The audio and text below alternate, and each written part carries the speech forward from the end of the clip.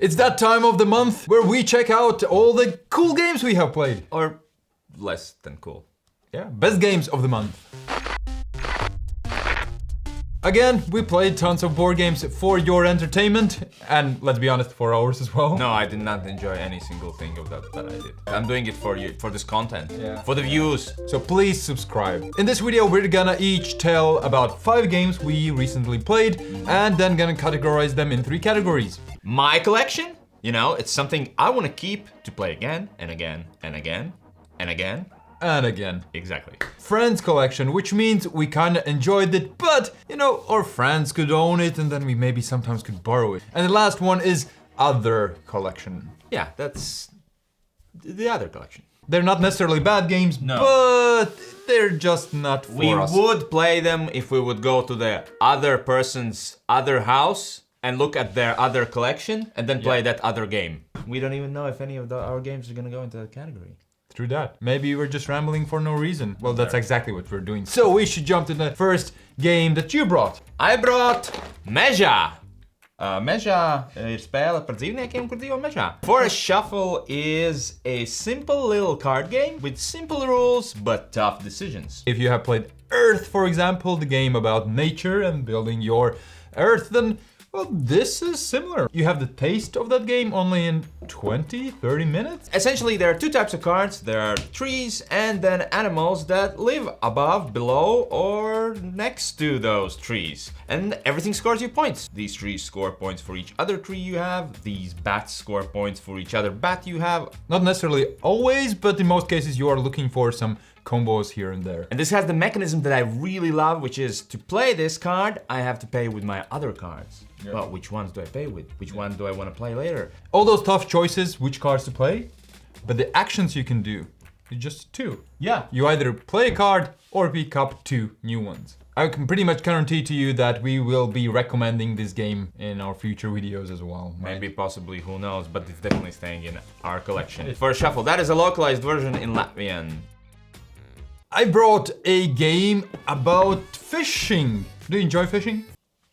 Not particularly, no. Well, now you do, because this is super fun solo only game. You will have set a boat and you will go fishing. And you do that said fishing by pulling out tokens from the bag. 1, 2, 3, 4, 5. And now you have to pick all these tokens and place either them on the ship card or in the ocean. If you place them in the ocean, they will make baby fish babies. Baby fish.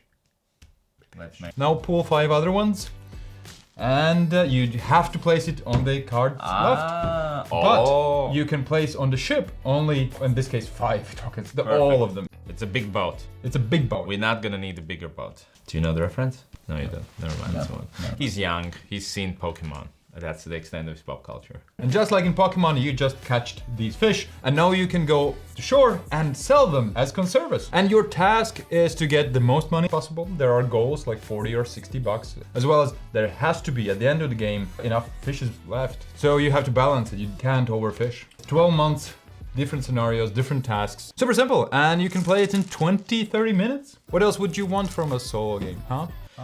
Spaceships. You can imagine it's in space. Aliens. The fishes look kind of weird. Like, look at this. It's almost like a Cthulhu alien-ish thingy. And Jedi. Nothing. I got nothing. Okay. I'll be fishing for a new game right now. I think our viewership just fell like by 25%. It's called Forever Home. So instead of fishing for fish, you're fishing dogs.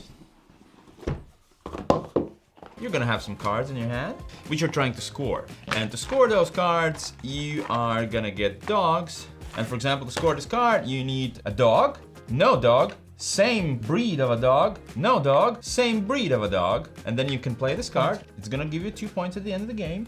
And one of these dogs you can send to a home in the city, suburbs, countryside, or forever home. Yes, it's like a farm. It's foster home. It says foster home? We should Whatever, put you in foster forever home. I think eventually that's going to happen. And you're putting those dogs in certain places because each set is going to score you something at the end of the game. It's very simple, it's very abstract. I wish it was more doggy. I don't know what it involves. What do you think a dog game should involve? Like fetching stuff? Fetching stuff. Giannis, Fetching them. it's fine. It's not the best game I played. It's definitely not the worst game I played. So I don't need to own it. In other words, it's a game. Question for you guys is, do you have any good dog games? Let's move on from animals to Wow. Piff Off.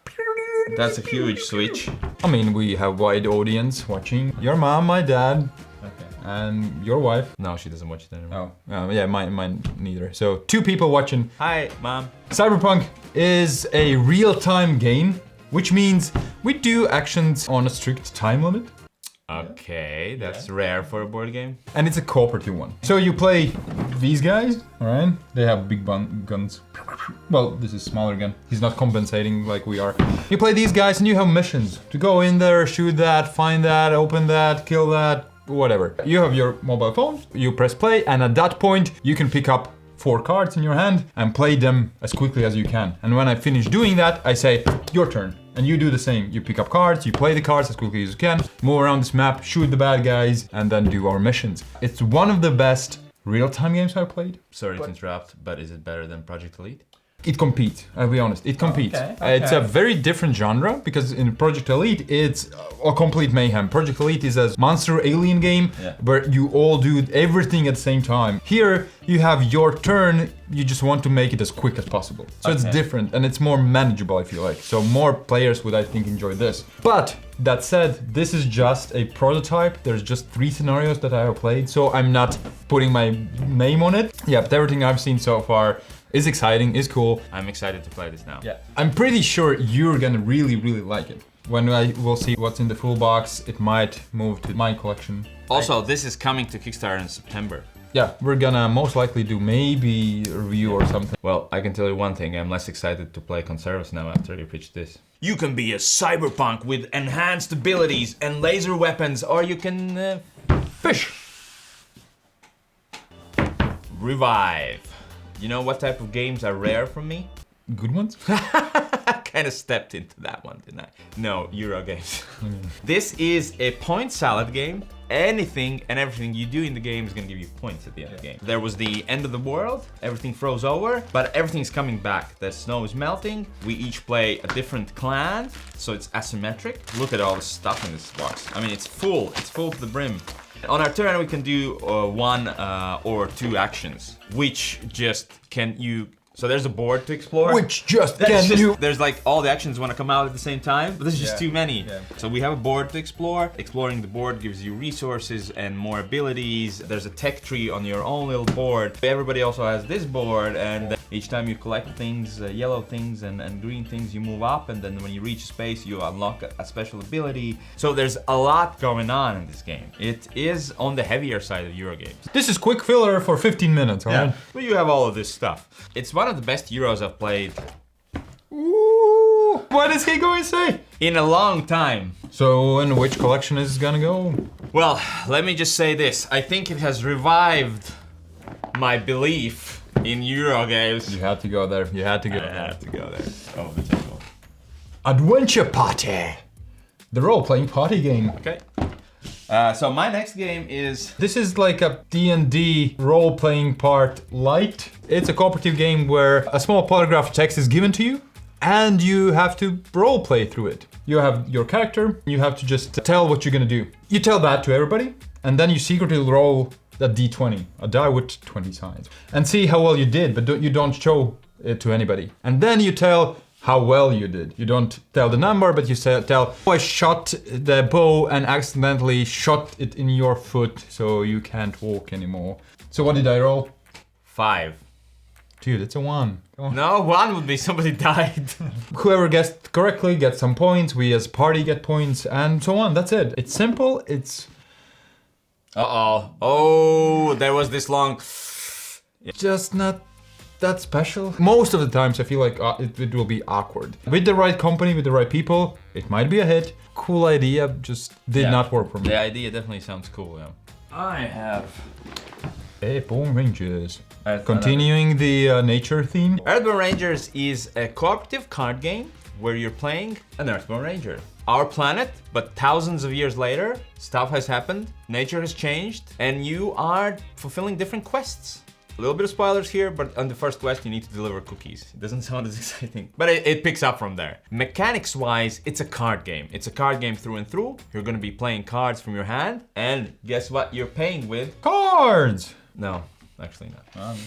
You set me up. Yeah, you actually play with the little resources that you have for that day. If you played Lord of the Rings, the card game, Arkham Horror, the card game, this is very similar to that. It has a campaign that takes 30 days to play, in-game days. Essentially, your deck is how tired you are. Once you run out of your deck, you're very tired and you have to rest. I really liked it. I just don't think it's what everyone says it is. Like, it's overhyped already, huh? Yes, I feel it's slightly overhyped, but it's definitely unique. So I want to finish the campaign, so it right now stays in my collection. For me, it will be Fractured Skies. It's a competitive game where you fight for territories and these shards by placing your ships on this beautiful looking map. There's gonna be hidden stardust here, and you will want to get it, but you're not sure where they are. You will get some information and you can pay your actions to get more information, but we'll send your forces there and then fight, and then we'll see if you're right or not. And the most unique part about this, you have these tokens. Do you want some? Yeah, let's give me some tokens. While we have this technical break, please become our supporter Magnets.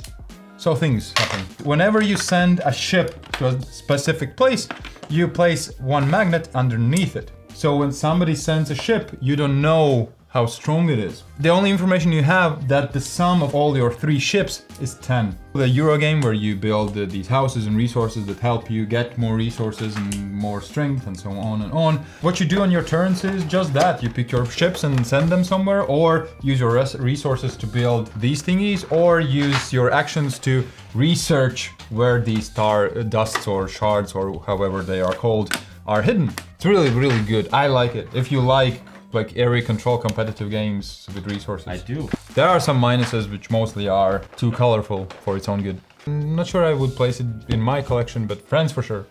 It's a localized version, so it's just called El Dorado, but the original name is The Quest for El Dorado. It is a deck building race game by the world famous Rainer Knizia. Each player has their own adventurer, aka Indiana Jones, right? Look, the resemblance is uncanny. Then you create a map, and then you get your own little deck of cards. For me to move into the next space, I have to pay a card of the matching icon. So to move into the jungle, I have to play a machete card. To move into the water space, I have to play a card with an oar. I have 4 cards in my turn, I play all my cards, draw new cards, next turn. Just like a deck builder, there's a huge market of cards. I can buy better cards. There are some special tiles that to move on I have to do different things. It takes less than an hour to play. It's a perfect family, and I'd say actually one of the best, if not the best, introductions into a deck building that I've ever played. It's not gonna blow your mind. Have you ever played a deck builder? No. Have you ever played a race game? No. So try this game that won't blow your mind. If I wouldn't have kids, would I have it? Probably not. Since I do have kids and they love it, I'm gonna keep it to play with my kids. Wow. So you said you don't compensate. I said they don't compensate. Sorry, I retract my statement. I can clearly see you do compensate. This is Primal Awakening, and it's a boss battler where you have giant monster miniatures in the middle of the table, and you want to defeat them. And you want to defeat them by playing cards. Yeah, no dice in this game. So it still surprises me. You play your cards in sequences and try to combo them. And then that way you can do really powerful and massive turns. These giant monsters do not have turns. If you play your cards correctly, you might not trigger their actions or their behavior cards, which means you could not get damage if you're really smart about it. But the things that trigger them are something that you really want to play. You have to be really smart, not only to damage them, but damage them at the right time. I feel like it really well represents like the video games where you're fighting a boss and you know if you go too close, he's gonna do the flame strikes. So you're like, okay, I'm gonna avoid that. And at certain times you have to do a double jump because he's gonna do that. All the characters you play are unique. They each have their own cards, they each have their own weapons. Yeah, this is the board. That's all there is to it.